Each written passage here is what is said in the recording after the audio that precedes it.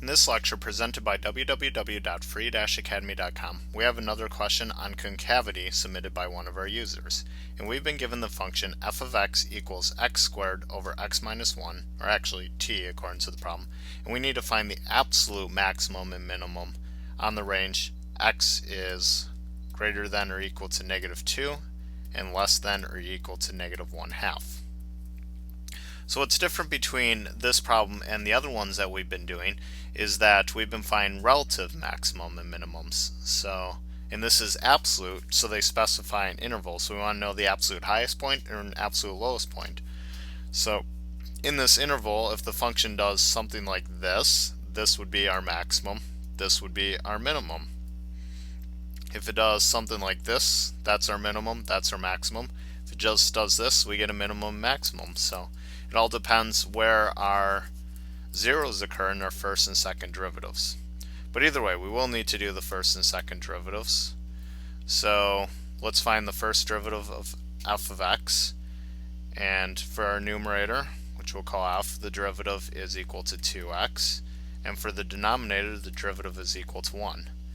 So we have the denominator times the derivative of the numerator minus the numerator times the derivative of the denominator divided by the denominator squared. And there's our first derivative. Now we must go on to find the second derivative.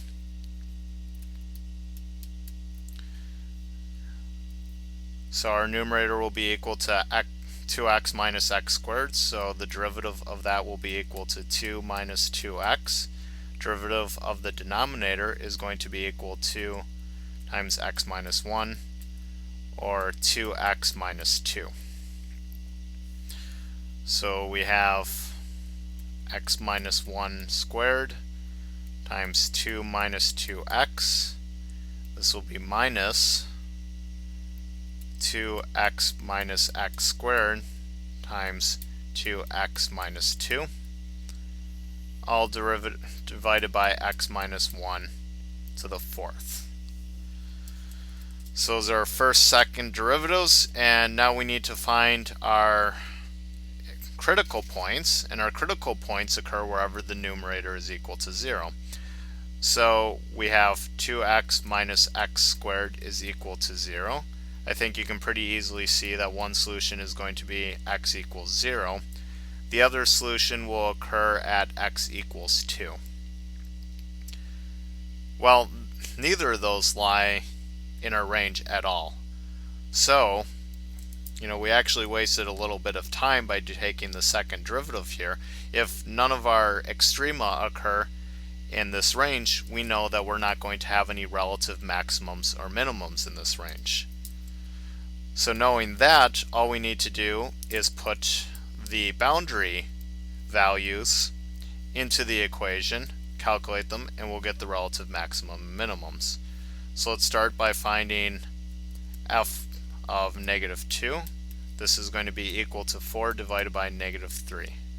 If we take f of negative 1/2, this is going to be 1/4 divided by 3 halves.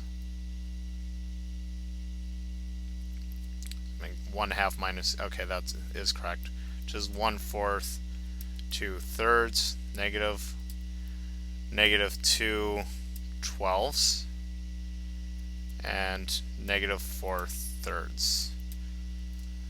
So this is approximately equal to negative 1.33 repeating. This is approximately equal to, say, was it 0.16 with the 6 repeating.